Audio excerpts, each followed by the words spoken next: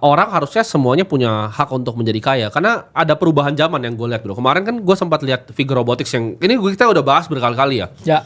Dan ketika robot yang seri ketiganya keluar kemarin, gue lihat itu dites di rumah bro. Dan itu nggak ada pakai remote, bukan pakai itu, bener-bener real. Dia bisa lipat baju, cuci piring, bisa ngangkatin mainan anak, bisa ngelipat baju secara sempurna.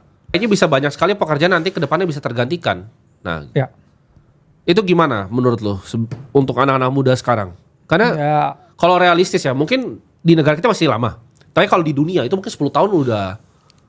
Gue aja pengen pesen tuh, kapan bisa pesan pertama pasti gue pesen, taruh di rumah. Gue pengen cek gitu. Karena tapi ntar tiba-tiba dibunuh. Hati-hati juga kan.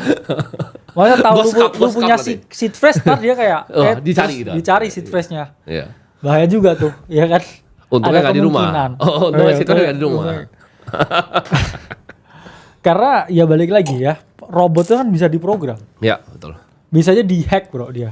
Ya. Terus kayak dia cari orang tertentu terus di-scap ya. Jadi saya masih jauh lah ya kepercayaan orang Asia ya, apalagi dengan hal-hal seperti itu. Mungkin orang di luar mungkin punya ini ya. Nggak, tapi untuk pekerjaan gimana bro? Karena kalau pekerjaan pasti lebih efisien ya. Kalau nggak ditaruh di rumah saya mungkin masih oke. Untuk pabrik, itu ngelinting rokok, lebih efisien pasti lebih efisien. Karena banyak yang belum sadar bro, kalau arahnya tuh akan ke sana.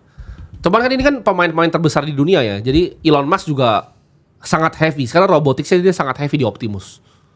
Karena pasti dia udah melihat ya bahwa manusia itu kan memiliki flaws juga. Dari segi ya human labor, manusia itu salah satu faktor produksi yang sebenarnya paling sulit dikendalikan. Itulah mengapa ada manajemen sumber daya manusia. Ya, selalu ada HRD. Dan biasanya HRD itu yang paling penting tuh di perusahaan, apalagi perusahaan yang gendut ya. Ada struktur jabatan, kemudian ada budaya organisasi.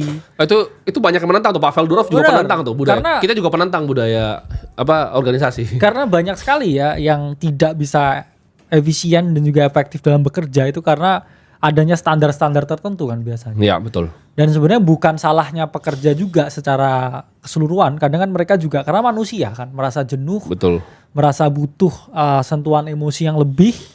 Itulah mengapa sebenarnya kalau kita mau memanusiakan manusia itu harusnya pekerjaan-pekerjaan yang relatif lebih boring itu harusnya memang udah diautomatisasi.